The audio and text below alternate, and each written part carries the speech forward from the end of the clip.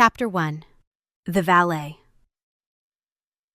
The man in the coat was not having a good night either, but Lou Hartwell didn't know that and wouldn't have cared. "I've been standing here for 30 minutes, she said, for the third time, to the tall stranger who was clearly, obviously, self-evidently the worst valet in the 5 boroughs. 30 minutes! My car was supposed to be here at 7. It is now 7:30. I have a client dinner in the meatpacking district in 20 minutes, and I cannot show up in a cab because the client is Japanese, and I promised her I would drive because she gets carsick in Ubers. And, are you listening?" He was listening.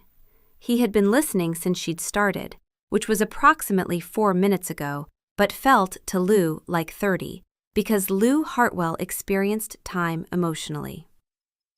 "I am listening," the man said. He was tall, very tall. Dark hair, dark coat, the kind of pale that suggested either Nordic ancestry or a vitamin D deficiency so severe it should be studied. He was standing near the entrance of the Beaumont building with the particular stillness of someone who had been there for a while and intended to be there for a while longer. "Then why are you just standing there?" "I was going inside." "Going? You can't go inside. There's a queue. I called ahead. There is a system." "There is not a system."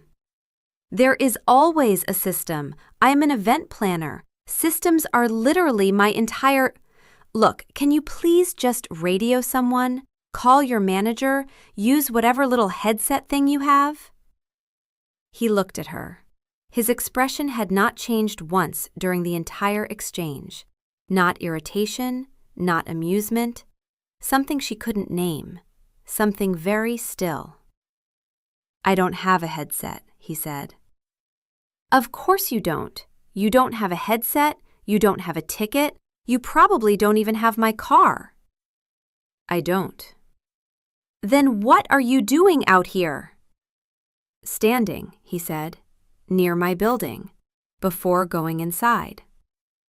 The word "my" did a lot of heavy lifting in that sentence. It landed approximately 3 seconds after he said it. Lou watched it arrive. "Your building." "Yes." "You own this building." "I do." "The whole building." "I find partial ownership introduces political complications." Lou Hartwell, who had just yelled at the owner of a 40-story residential building for 4.5 minutes thinking he was the valet, did the only thing she could do. She kept going.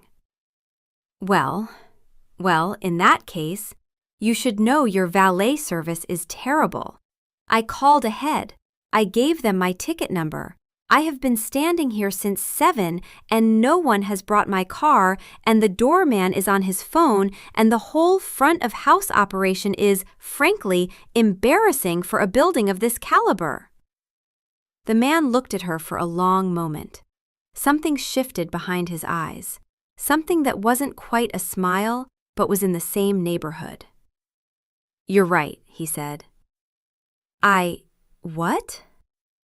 "The valet service is inadequate. I'll address it." "You don't have to." "I do. You've identified a failing in my building's operations. I take that seriously." He paused. "I take all operational feedback seriously." I wasn't giving feedback. I was yelling at you because I thought you were the valet." "I understood that. Your instincts about the service were still correct." Lou stared at him. He stared back. The staring contest lasted about 4 seconds, which was enough time for Lou to notice 2 things. His eyes were an unusual shade of gray-green that didn't seem entirely standard issue, and he genuinely did not appear to be offended. Not in a forced way. In the way of someone who had heard considerably worse and found this refreshing by comparison. "I'm very sorry," she said, meaning it for the first time. "I'm having a terrible day and I took it out on you and that was—" "Don't apologize." He said it without warmth but without coldness. Just fact. Your car should have been here. I'll find who's responsible. He took out his phone, an older model she noticed, held like someone had only recently been convinced phones were not a passing fad, and made a single call. The conversation lasted 11 seconds. He hung up. Your car will be here in 4 minutes. The valet has been moved to another post. You fired the valet? Relocated. He was better suited to the parking level. He has a talent for organization, but not for urgency. He paused. Not everyone is suited for the front line. Thank you, and again, I'm sorry. I really thought... I was the valet, yes. I've been mistaken for many things. That was one of the more spirited identifications. He looked at her. She felt, suddenly and specifically, like she was being seen by someone who rarely bothered to look. I would like your number, he said. What? Your phone number. I'd like to call you. Or text if that's the preferred channel. I understand texting is preferred. You want my number because I yelled at you for 5 minutes? 4.5, and yes. Why? He considered this, considered it the way someone might consider a question of foreign policy, carefully, as if the answer mattered for longer than the moment. Anyone who can sustain that level of conviction about parking has interesting opinions about other things, he said. I would like to hear them. She gave him her number. She was still mortified. The mortification had not decreased. It had simply been joined by something else she didn't have a name for. Her car arrived in 3 minutes and 40 seconds. The new valet was efficient and apologetic. Lou drove to the meatpacking district and arrived only 7 minutes late, which she blamed on traffic. At 10:14 that night, her phone buzzed. Found your car situation was indeed a staffing error. The overnight valet has also been reviewed.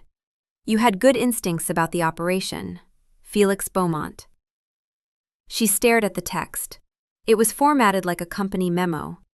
There was a period after his name. Thank you. Also, normal people don't sign their texts. 3 minutes passed. I was not aware there was a convention. I will adjust. Felix. You're still doing it. 2 minutes. Felix. She laughed out loud in her apartment, alone, at 10:20 on a Tuesday, and she didn't know that 3 blocks away, in the penthouse of the building she'd been yelling outside of, a man who had not laughed in 11 years heard the echo of it through a window that shouldn't have been open and felt something shift in his chest that he hadn't felt since the 18th century. He picked up his phone. Dinner, Thursday. I know a place. You sign off, I know a place, like that's not the most serial killer energy a text has ever had. I assure you the restaurant is well reviewed. I have reviewed it personally. She said yes. Chapter 2. The Reviews. 3 weeks of Felix Beaumont looked like this. Thursday dinners became Saturday lunches, became Tuesday coffees, became a person in her phone, whose texts arrived at all hours but most frequently between midnight and 4 a.m., which Lou attributed to insomnia and Felix attributed to nothing because he never explained it and she never asked. Why are you always awake at 2? She asked on the 4th date, which was a walk through the West Village, because he'd suggested it and she'd said yes, before realizing that every single date he'd proposed had been after dark. I keep unusual hours. You keep vampire hours. Something happened to his face. It was there and gone so fast she almost missed it, a micro-expression that lived somewhere between recognition and a joke only he understood. That's a strong word for it. Sorry, night owl. Better. She discovered the Yelp account on week 2. She was looking up a restaurant he'd recommended, a small Italian place in the village that she'd never heard of. And there, under a pseudonym that she cracked in 40 seconds because he'd used the name F. Beaumont, and the profile photo was of a building she recognized, were 712 reviews. 712. She read 14 before she called him. Felix. Yes? You gave a pizza place 3 stars because the crust, while adequate, lacked the structural integrity one expects of dough that has been properly proofed, and the ambiance, though spirited, would benefit from dimmer lighting and fewer televisions. That's an accurate assessment. It's a pizza place. They have paper plates. On purpose. Paper plates are not inherently disqualifying, but the crust was a concern. You reviewed a hot dog cart. The cart was well positioned. The hot dogs were serviceable. The condiment selection, however. You called the mustard unremarkable but functional. About a hot dog cart. On the street. Would you prefer I had been dishonest about the mustard? Lou put her phone on speaker and scrolled while he waited patiently on the line. A Thai place received 4 stars and the note, "The pad Thai reminded me favorably of a dish I had in Siam, though the coconut was less fresh." A steakhouse, 2 stars and the observation, "The wine list is extensive, but appears to have been curated by committee, which is never ideal." A 24-hour diner, 5 stars, his only 5-star review, with the note, "The coffee is poor. The eggs are acceptable. The waitress has been here for 31 years and remembers my order. Establishments that endure are worth preserving." Felix. Yes? You gave a diner 5 stars because the waitress remembers your order? Consistency is undervalued. And a Michelin star restaurant 2 stars because the breadbasket was, and I quote, "positioned incorrectly relative to the butter." The butter was on the wrong side. There are no sides for butter. There are, and it was on the wrong one. She was laughing. She couldn't stop laughing. He was quiet on the other end, and she could hear him listening to her laugh the way someone might listen to music they hadn't heard before, carefully, as if afraid it might stop. "I'm going to need you to take me to the diner," she said. "The coffee is genuinely poor." "I don't care." "Thursday?" Thursday. He took her to the diner. The waitress, mid-60s, reading glasses on a chain, the particular posture of someone who had earned every year, saw him and said, without looking at a pad, "The usual. And for your friend?" "How does she know your order?" Lou whispered. "I told you. 31 years. You've been coming here for 31 years? The eggs are acceptable. Nobody comes to a diner for 31 years because the eggs are acceptable."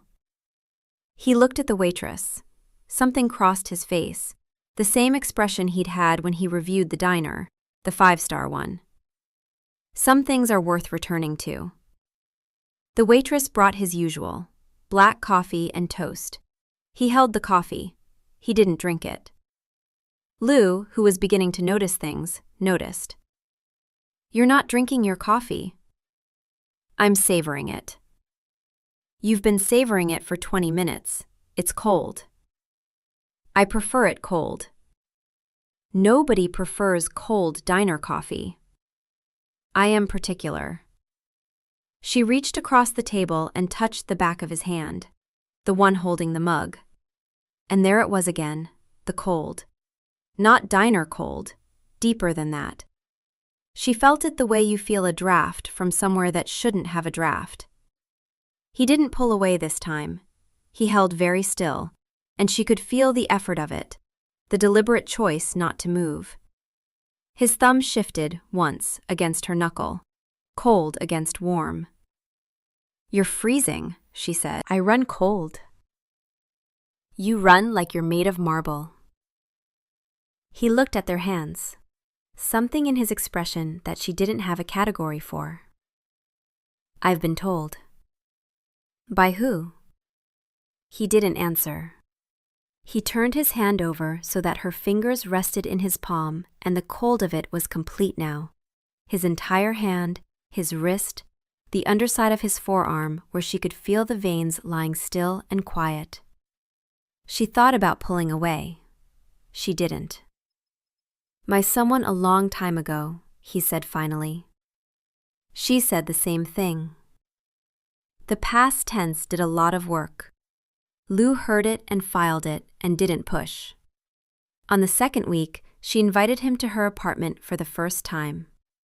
She had made dinner, nothing fancy, just pasta and a salad, because she was an event planner who had spent all day managing other people's food, and the last thing she wanted to do was perform in her own kitchen.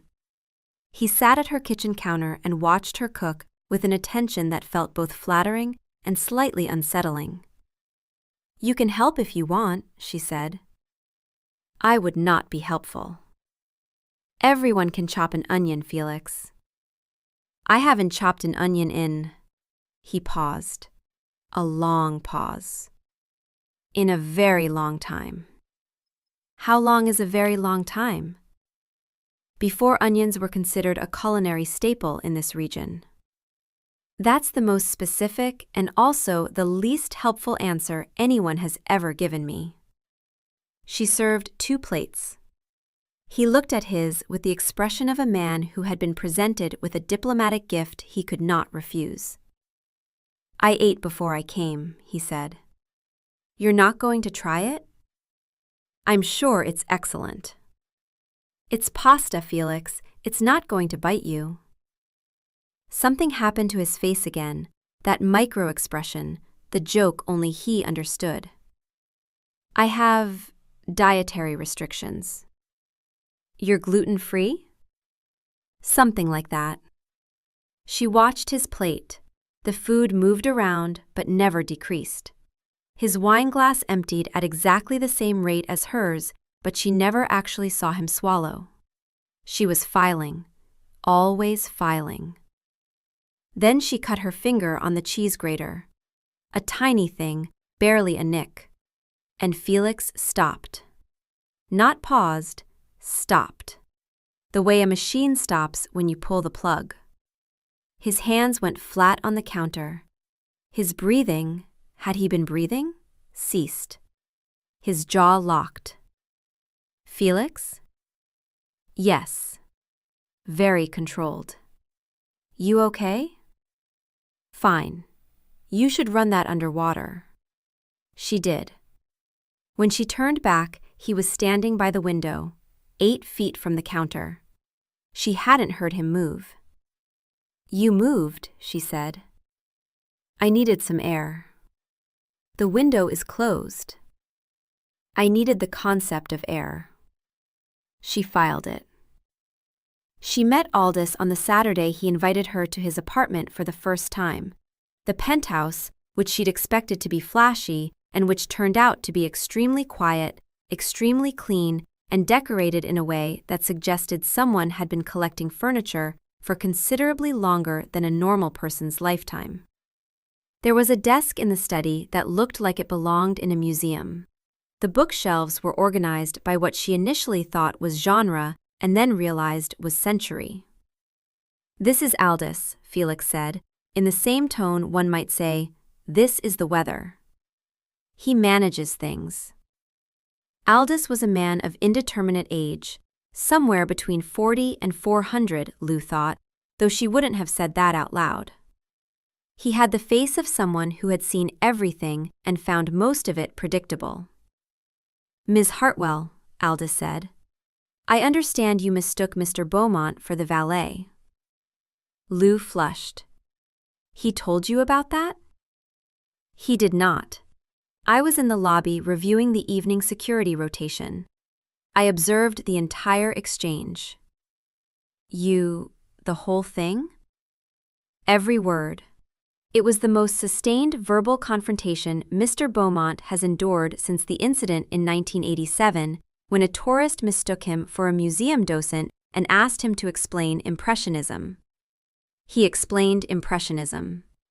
For 45 minutes. The tourist left dissatisfied. You remember something from 1987?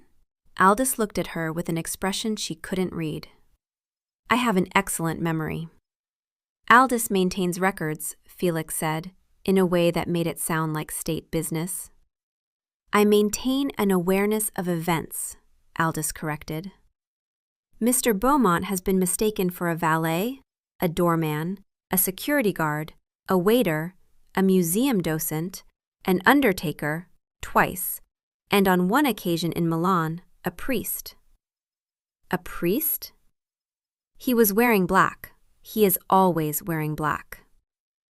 To be fair, I was near a church, Felix said. You were walking past a church. A woman confessed her sins to you through a window.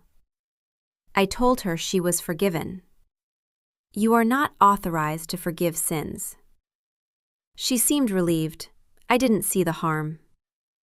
Something about the exchange, the rhythm, the weight, the casual way Aldous referenced 1987 as if it were last week, and Milan as if commuting between centuries were normal, brushed against something Lou hadn't articulated yet. She filed it, next to the cold hands, next to the no eating, next to the stillness. She reached for Felix's hand across the counter. Casual, the kind of thing you do at week 3 when you've been texting until 2 a.m.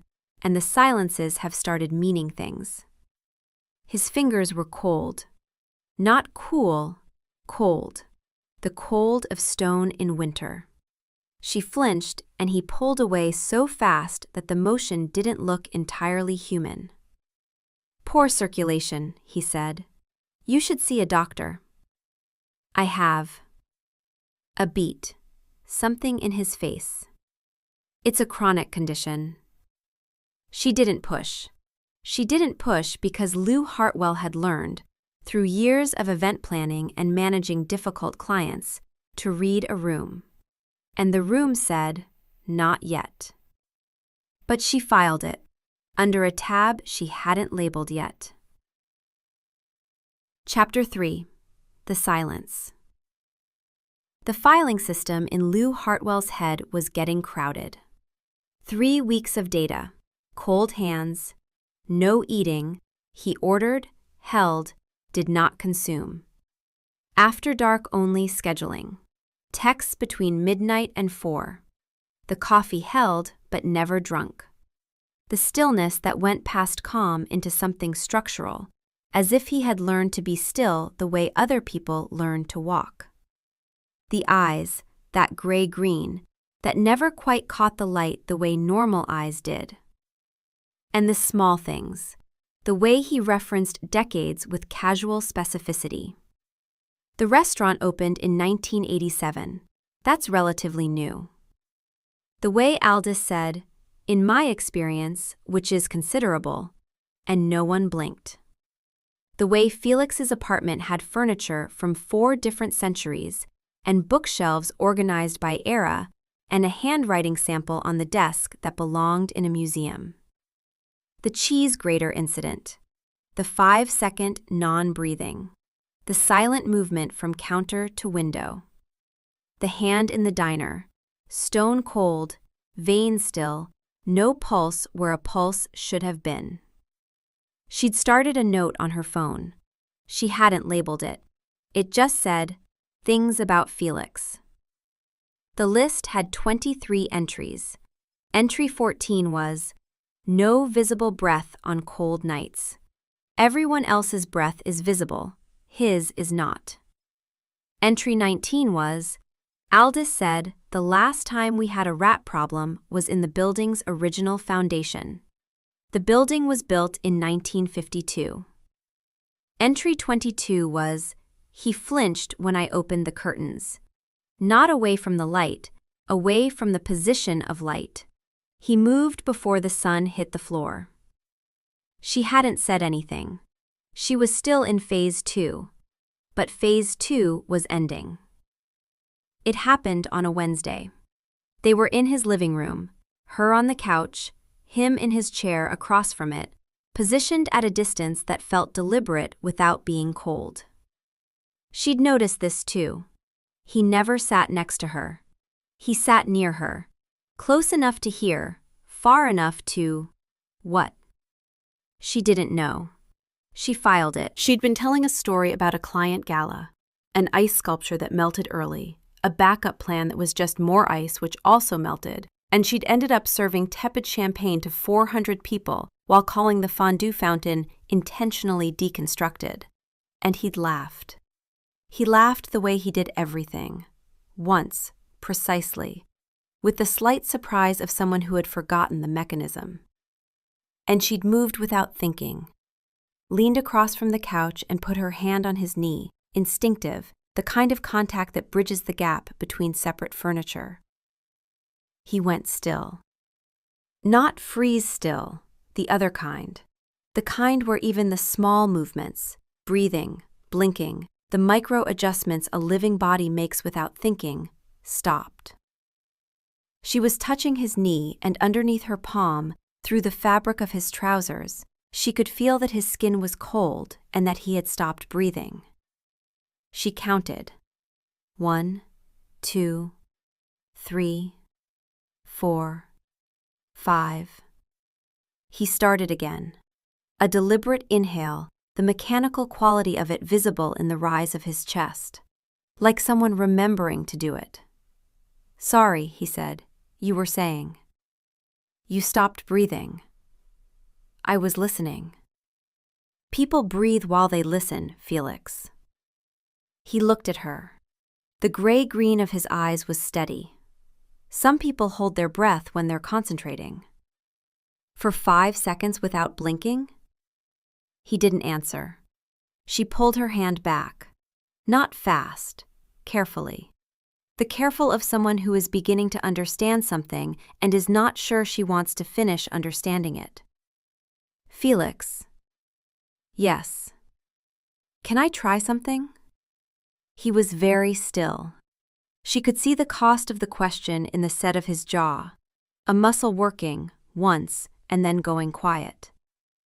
"Yes." She moved from the couch. She sat on the arm of his chair. She was an arm-of-chair person, she always had been, and the proximity was close enough that she could feel the absence of warmth coming off him. Not cold the way a cold room is cold. Cold the way something that generates no heat is cold. A stone, a building, something ancient. She put her ear against his chest. She listened. The apartment was quiet. The city hummed 17 floors below. Her own heartbeat was the loudest sound in the room. She could feel it in her ears, her throat, the tips of her fingers. His chest was silent. No heartbeat. No rhythm. No movement except the mechanical rise and fall of breathing that she now knew was a performance. She counted to 20. She sat up. She looked at him. His face was uncontrolled for the first time since she'd known him. Not afraid. Not guilty. Something older than both. Bracing.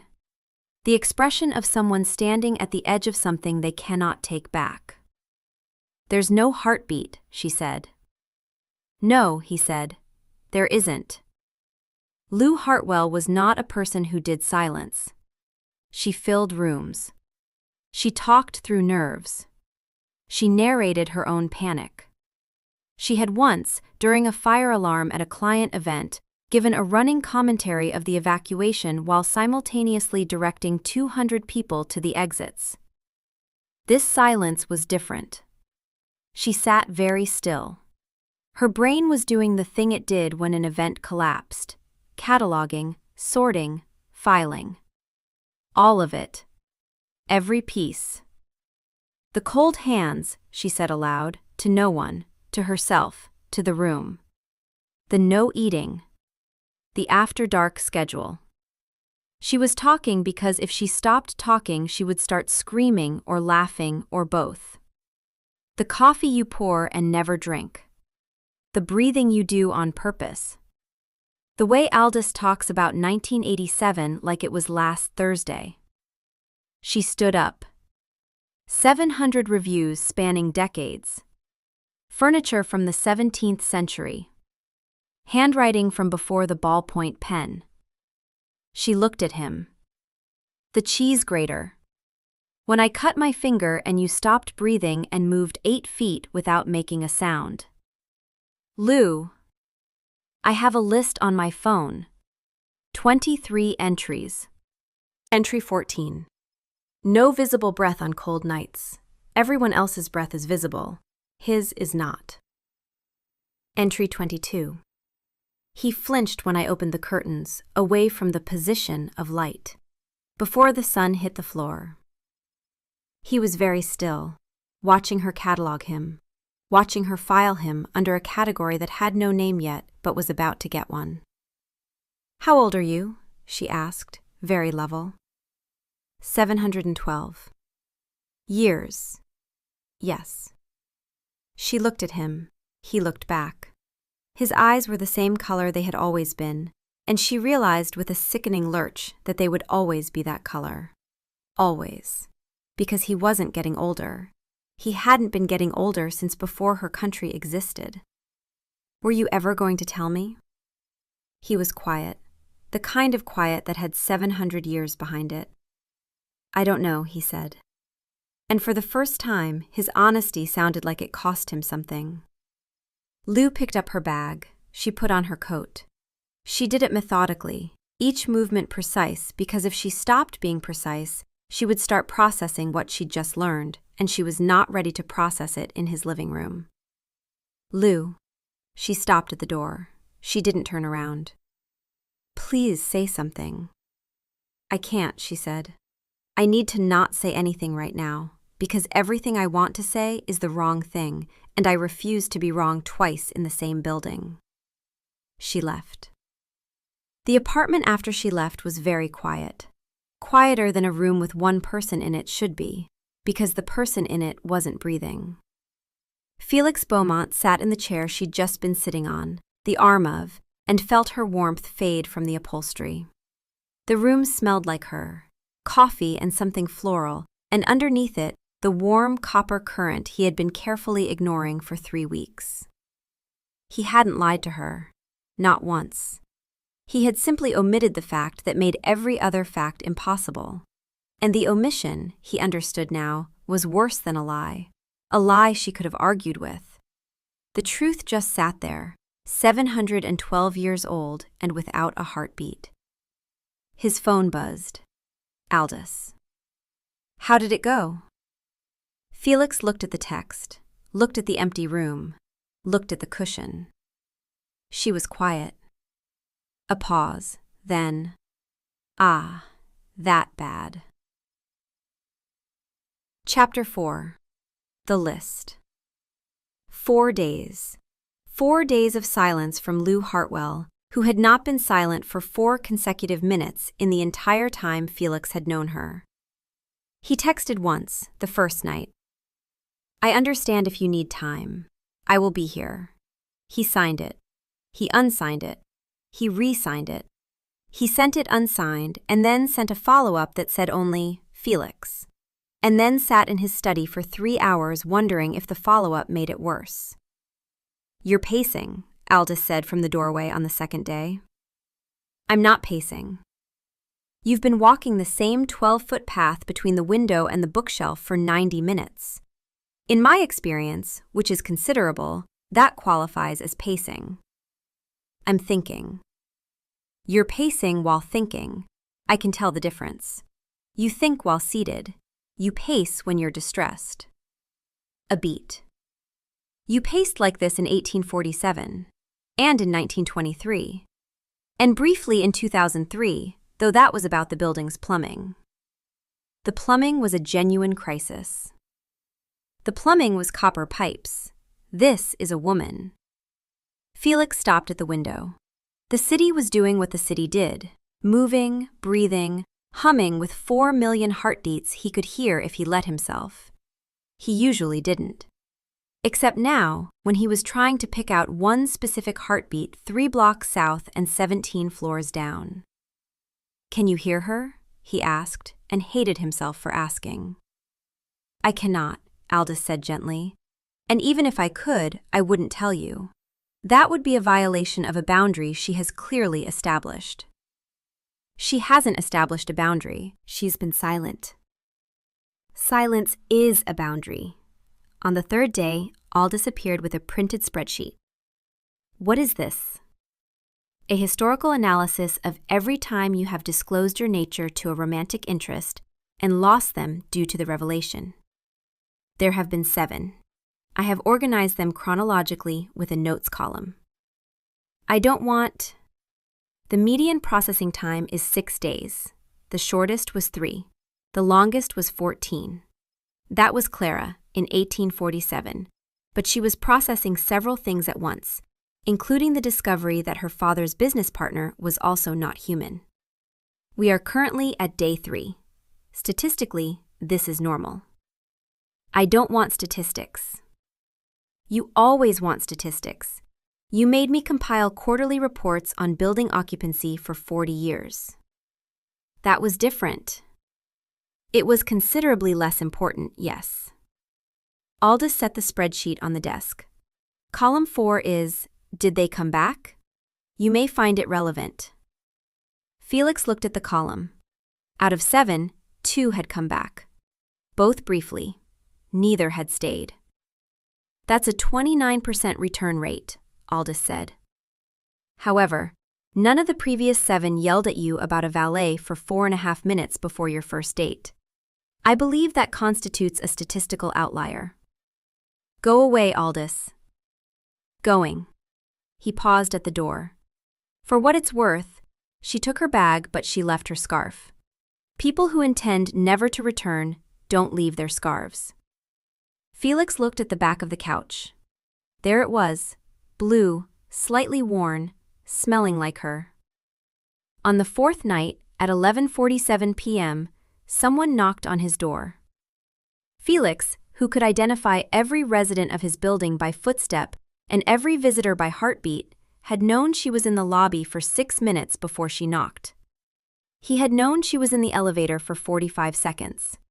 He had stood at the door for 30 of those seconds, hand on the handle, and then made himself wait because opening the door before she knocked would require explaining how he'd known she was there, and he didn't think that explanation would help. She knocked. He opened the door. Lou Hartwell was standing in his hallway holding a 3-ring binder. It was thick. It had tabs. The tabs were color-coded: blue, green, yellow, red. And each one had a handwritten label he could read from the doorway, because his eyesight was, among other things, inhumanly precise. The labels read, biology, legal/identity, diet. Can you die? I have questions, she said. She walked past him into the apartment. She sat down on his couch, her couch, opened the binder to the first tab, clicked a pen, and looked up at him with an expression he recognized. It was the expression she wore when an event was going sideways, and she had decided to manage it. Section 1, Biology. She clicked the pen again. No heartbeat, confirmed. What else isn't working? Lou, I think we should perhaps nothing. I have spent 4 days making this binder because that is how I handle things that are too big to handle normally. So you are going to sit down and answer my questions, or I am going to leave and never come back. And I think we both know which of those options is worse. He sat down, across from her, the deliberate distance. No heartbeat, she said. What else? Body temperature approximately 15 degrees Celsius. I don't eat. I don't sleep. My senses are enhanced. Enhanced how? I can hear your heartbeat from here. It's elevated. Approximately 92 beats per minute. It was 76 when you were in the elevator. She stared at him, wrote something in the binder. He could read it upside down. Can hear heartbeat from across room. Creepy. Also kind of useful. Event security applications? Do you age? Very slowly. Approximately 1 year per century. So you've aged about 7 years since you. Since when? Since I was turned, in 1314. She wrote that down. Her hand was steady. The binder was working, giving her something to hold, something to organize, a structure to contain the uncontainable. Turned by whom? Someone who is no longer alive. It was not voluntary. She looked up. The pen stopped. It wasn't voluntary? No. Something changed in her face. Not pity. Lou Hartwell didn't do pity. Recognition. The recognition of someone who understood what it meant to have a choice taken away. I'm sorry, she said. It was a long time ago. That doesn't make it fine. No, it doesn't. Section 2. Legal. How many identities have you had? I stopped counting at 40. Aldous maintains the records. Aldous, who is also... Yes. How old? 531. He will tell you 528. He has been lying about his age since the 16th century, and I have never corrected him. Why not? It would cause a diplomatic incident. He is very proud of his skin. Do other people in the building know about you? Some of the residents are like me. How many? 14. 14 vampires live in your building. It's my building. I built it for that purpose. A place where people like me can live without the complications of sunlight, primarily. Sunlight is fatal. Fatal? I would not use the word lightly. She wrote this down, underlined it, wrote it again.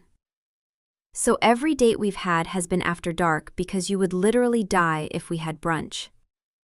I have never been to brunch. I understand it's a combination of meals. The concept is efficient, but the timing is lethal. Felix, you've never had brunch. I've never seen a sunrise from this side of the Atlantic without significant precaution. He said it the way he said everything, plainly, as fact. But underneath, something raw, something that cost. She looked at him. He was sitting in his chair, the distance chair, the one that was always close enough and never quite, and the lamplight was catching the angles of his face, the pallor, the absolute stillness of his posture, and she thought, this man has not seen a sunrise in 700 years. And he is telling me this like it's a scheduling conflict. I'm sorry, she said again, meaning something bigger now. Don't be. I have excellent evening hours. She was smiling. She was smiling and writing, and her heartbeat had dropped to 84, and Felix Beaumont felt the room shift in a way that had nothing to do with supernatural perception. Section 3. Diet. Her voice was careful now. You don't eat, but you drink something. Blood. Human blood. Yes. A thinking silence, not the terrible one, the kind that had a destination. Quick sub-question, the diner, the 5-star diner. You've been going for 31 years, you've never eaten the eggs. The eggs are acceptable. You've never eaten them. No. Then why do you go? He was quiet, the kind of quiet that had 3 decades of Tuesday nights behind it. Because she remembers me. Elaine, the waitress. She has known me for 31 years and she has never asked why I don't age. She brings me toast and coffee and calls me honey and does not require an explanation. He paused. That is rare. That is worth 5 stars. Lou wrote something in the binder. He couldn't read it this time because her hand was covering the page, and when she looked up her eyes were bright. How do you get it? The blood. A supply network, discreet, ethical as far as such things can be. But you could harm someone. He let her see it, the thing behind the composure, the patience, the Yelp reviews and the signed texts. The thing that was always there. Yes. Have you ever wanted to harm me? No. Immediate, never you. But you've wanted your blood. Plainly, directly, as if he owed her the truth. The first night, when you were yelling at me about the valet. You were very close, and you were very angry, and your pulse was... He stopped. I wanted, yes. But you didn't. No. Why? 700 years of looking at things, and he had never looked at anything the way he was looking at her. Because you were interesting, he said, and the things I find interesting, I do not consume. She wrote, first night, wanted, chose not to. Romantic? Creepy? Both? If I offered, she said, turning a page covered in crossed-out questions and rewritten versions, what would that be like? Intimate, brief. I would stop when you asked. Would I want you to stop? Not immediately. That's part of what makes it complicated. She closed section 3. She stood up. She crossed the room. She sat on the arm of his chair, the closest she had ever voluntarily been to him, and the heat of her was immediate and specific. I spent 4 days on this binder, she said. I have sections I haven't gotten to. Section 5 is Social Implications of Dating an Immortal, and Section 6 is What Do I Tell My Mother? But somewhere around Section 4, which is Can You Die, by the way, and it's the shortest section because the answer had better be not easily. Not easily. I realized I was doing the thing I always do, making a system for something that doesn't need a system. She looked at him. I yelled at you for 5 minutes thinking you were the valet, and you asked for my number. You've had 3 weeks to be horrifying, and instead you've been reviewing hot dog carts and signing your texts and making coffee you don't drink. I don't need a binder. I need you to tell me if this is something you actually want. Not because my blood smells interesting. Felix Beaumont, who had survived 7 centuries of politics, warfare, betrayal, and a particularly difficult decade in the 1970s, looked at the woman on the arm of his chair and said, I have not reviewed a restaurant since the night I met you. What? I reviewed restaurants because I had nothing better to attend to. They were detailed because I had centuries of time and very little worth noticing. He paused. I have not opened the application since the night you yelled at me about parking. I have been busy. Busy doing what? Noticing you. She kissed him, or he kissed her. It happened in the space between her leaning forward and his hand, cold, careful, 700 years of careful, reaching up to touch her jaw, and the temperature difference was there, his cold fingers against her warm skin, and she shivered and he went still and she said, Don't stop, and he didn't. When they pulled apart, her forehead was against his and she was warm and he was not, and neither of them cared. Section 3, she said quietly. I want to understand. You don't have to. I know, I want to. He looked at her. She could see the cost in the way his composure shifted, the jaw muscle working, the gray-green of his eyes going darker, deeper, like a lake in winter. Your wrist, he said. If you're sure. She held it out. Steady. 98 beats per minute. Afraid and doing it anyway. The most Lou Hartwell thing he'd ever witnessed. He took her hand, turned it, pressed his lips to the inside of her wrist where the vein was warm and visible. She felt his mouth, cold, precise, and then a sharpness that bloomed into warmth. And then something like being known.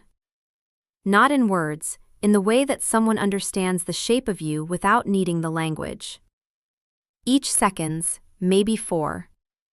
He released her wrist, pressed his thumb to the mark, and leaned back. Eyes closed. A thin line at his lip that he wiped away with the composure of someone cleaning their glasses. "Are you okay?" she asked. He opened his eyes, lighter now. Almost green. "I have been alive for 712 years, he said. "And no one has ever asked me that after." "That's terrible. That should be standard protocol." "It isn't." "Then I'm adding it to Section 7, Operational Standards for Vampire-Human Relations." She paused. "I'm creating Section 7. "I assumed you would." Chapter 5. The Inspection. 2 months later, Aldous knocked on the penthouse door at 6 a.m. "We have a problem," Aldous said. Felix, who had been reading in the particular silence of a man who had not slept since the 14th century, looked up. "Define the problem." "The city has scheduled a mandatory fire inspection of every unit in the building. Tomorrow, between 10 a.m. and 3 p.m. "Every unit?" "Every unit. During daylight. During the sunniest forecasted day in 3 weeks. Clear skies, not even decorative clouds." "How many residents are affected?" "By which I assume you mean how many residents will be reduced to ash if they open their front doors while the inspector checks their smoke detectors." 14. 15 if we count Mrs. Aldwell, who is technically human but keeps her curtains drawn out of solidarity. "Can we reschedule?" I called 3 times, under 3 different names. The city is immovable. They used the word mandatory with what I can only describe as civic enthusiasm. Felix closed his eyes. The jaw muscle worked. 700 years of solving problems, and the problem was a fire inspection. "Call Lou." Lou arrived at 7:30 a.m. with a clipboard, a lanyard, and 2 coffees, one for her, one for Aldous, because she had learned that Aldous drank coffee the way an art historian appreciates a mediocre painting, without enjoyment, but with ritualistic dedication. "Walk me through the building," she said. Aldous walked her through it. 14 units whose occupants would, in Aldous's words, experience a catastrophic reaction to ultraviolet radiation. "You mean they'd burn?" "I mean they would combust, dramatically, with some lingering." "How are the hallways?" "Interior, no windows." "The units?" "Blacked out, custom blinds, curtains, in 3 cases, permanent shutters." "The inspector will notice if 14 apartments have blacked out windows and no one answers the door. He will not notice if 14 apartments have blacked out windows and a very organized woman with a lanyard tells him the residents work night shifts and have filed accommodation paperwork that looks extremely official and that no one will actually read." Aldous looked at her. Something happened to his face that might, in a different century, have been admiration. "You're going to manage the inspector." "I'm going to run this inspection the way I run a gala where the ice sculpture melts, with confidence, misdirection, and backup paperwork." She met the inspector at 10 a.m. sharp. Blazer, lanyard. The lanyard said, "Beaumont Building, Operations Coordinator," which was not technically a real title but looked convincing. She had coffee ready. She had unit-by-unit notes. She had a smile that said, "I do this all the time," and a clipboard that said, "I have documentation for everything." Both were lies. Both were convincing. Floor by floor, she walked him through. The 3rd floor. 2 blacked-out units, 1 resident who had left a handwritten note on his door that said sleeping, do not disturb, in handwriting that Lou recognized as suspiciously similar to Felix's calligraphy. She'd peeled it off and replaced it with a typed version before the inspector arrived. The 6th floor. A unit where the resident had left classical music playing at a volume that suggested she was present. She was, in fact, standing behind the blackout curtains with the particular rigidity of someone who would combust if she moved 2 feet to the left. Classical music at 10 a.m., the inspector said. Night shift worker? Musician, Lou said. She practices during the day, performs at night. What does she play? Cello. She's been playing for a very long time. On the 9th floor, the inspector paused outside Unit 9C. This one's been on my list. 3 noise complaints about, and I'm reading this directly. Sounds of furniture being moved at extremely late hours.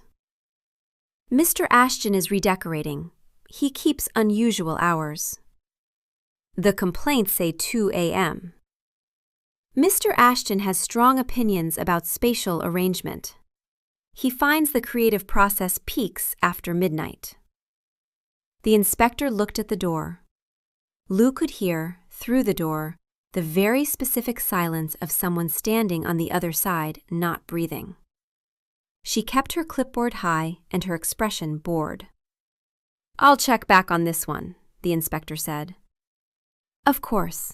I'll make a note." She made a note.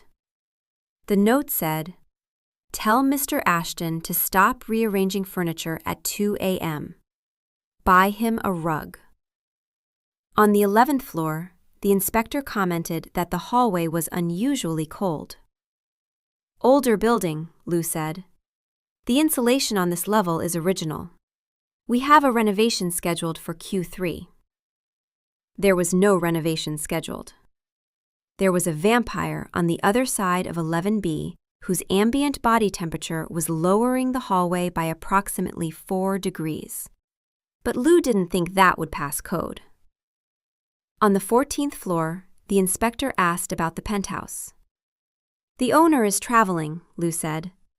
"He left authorization for the inspection." She produced a letter, on letterhead. Felix had signed it at 4 a.m. in handwriting that looked like it belonged on a treaty from the Congress of Vienna, because it essentially was that handwriting, and Lou had scanned and reprinted it because the original ink looked approximately 200 years older than the paper. The inspector spent 4 hours in the building, found nothing wrong, complimented the smoke detector maintenance, left at 2:14 p.m. Lou texted Felix at 2:15. "Clear. Every unit passed. The inspector liked your extinguishers. I have excellent extinguishers. They are inspected monthly. Your handwriting almost blew our cover. My handwriting is perfectly legible. It's beautiful. That's the problem. Nobody writes like that." "Like what?" "Like a man who learned penmanship from monks." "I did learn penmanship from monks." "I know." She found him in the interior hallway on the 12th floor, the windowless corridor between the elevator bank and the stairwell. He'd been there for 4 hours, close enough to hear if something went wrong, far enough from any window to survive if it did. In the low light, his pallor was stark, luminous, cold-toned, the kind of pale that didn't exist in nature anymore. His eyes found her the moment she turned the corner. "You ran my building," he said. "I managed an inspection. You managed 14 people's survival without anyone noticing. That's not event planning." "It's exactly event planning. The venue was hostile, the clients were high maintenance, and the ice was melting, metaphorically." He looked at her. That look. The one she'd first seen the night she yelled at him about the valet. The one that said he was seeing something he hadn't expected and couldn't quite believe. "I would have stood there another 20 minutes, he said. "What?" "The night we met. You could have yelled at me for another 20 minutes, and I would have stood there." "Don't romanticize it. I was horrible." "You were specific. You were passionate. You identified a real operational failure and addressed it with conviction." He paused. "You are the most interesting person I have met in 700 years. And I am not romanticizing it. I am stating a fact." She crossed the hallway. She put her warm hands on his cold face. He went still, the predator still, and then leaned into it, into the warmth. And his composure cracked the way a window cracks when something hits it at exactly the right angle. "I love you," he said. Like reviewing a restaurant, like signing his name at the bottom of a text. "I thought you should know. You thought I should know. I believe in transparency. It seemed relevant." She kissed him in the hallway, his back against the wall, her hands on his face. His hands, cold, 700 years of precise, on her waist. "Section 8, she murmured against his mouth. "What?" "New section. What to do when a 700-year-old vampire tells you he loves you in a hallway." "What does Section 8 recommend?" "Stay." 3 months later, at a dinner party in the private dining room of a restaurant Felix had given 4 stars. The lighting has improved. The bread remains a concern. Lou watched him do his favorite thing. "She yelled at me for 5 minutes, Felix said to the table.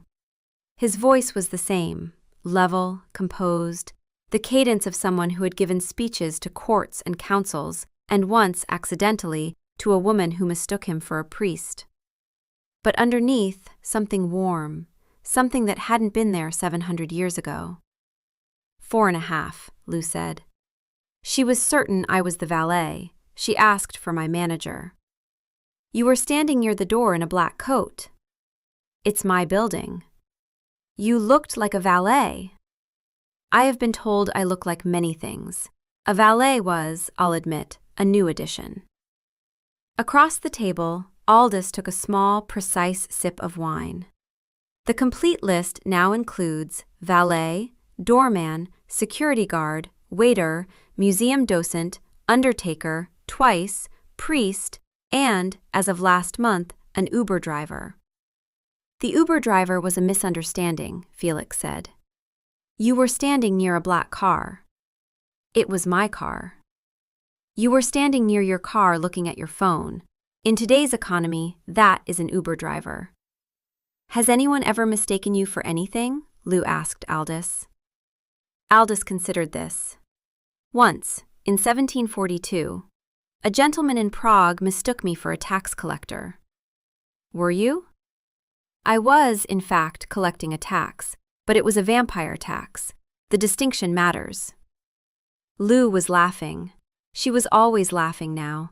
Not because Felix was trying to be funny, but because he wasn't, and that was funnier than anything she had ever encountered.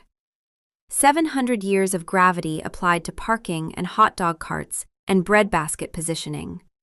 He had never learned to be amusing. He had only ever been himself, and himself was the funniest thing she had ever met. Under the table, his hand found hers. Cold fingers, warm palm. The temperature difference she'd stopped noticing and started needing. They had discussed it, Section 5 of the binder, the hardest section, the one with the most crossed-out lines. She had asked him directly, on a Tuesday, sitting on the kitchen floor of her apartment at 1 a.m. because the couch felt too formal for the question. "What happens when I get old?" He had been quiet for a long time. Not the 700 years quiet, the afraid quiet. "You get old," he said, "and I don't." "And then?" "And then I have to live in a world where you lived, and I watched, and it was not enough time." "Could you, the turning thing?" I could. It would change what you are, fundamentally, and it can't be undone. I know. She was quiet for a moment, the calculating quiet. I want you to, eventually. Something shifted in his face, something old and careful and full. But not yet, she said. Why not yet? Because I'm not ready to stop being this, she gestured at herself. The kitchen floor, the binder on the counter, the crossed-out lines in section 5. I want more of this first, more Tuesdays, more yelling at you about things that turn out to be your fault, more of the part where you sign your texts and I laugh about it and you don't know why it's funny. He looked at her. The kitchen floor, 1 a.m. The woman who had come back with a binder and was now asking for more time, not because she was afraid, but because she wanted what they had badly enough to hold on to it a little longer. Take your time, he said quietly, in the voice that lived underneath the composure and the reviews and the signed texts. I will. I'm putting a timeline in section 5, subsection B. Of course you are. She leaned her head against his shoulder, cold, solid, the permanence of him. He put his arm around her. Cold arm, warm woman, Tuesday night, kitchen floor. However long, he said. However long, she said, and meant it differently, and meant it the same. Now at the dinner party, he squeezed her hand under the table. I would do it again, he said quietly, so only she could hear. Every night, I would stand outside that building and wait for you to yell at me. That's the creepiest romantic thing anyone has ever said. I know. I've been meaning to review the delivery. 4 stars. Could use work. The delivery, she said, squeezing his cold hand with her warm one, is perfect. He didn't sign the moment. He didn't need to. She knew it was his.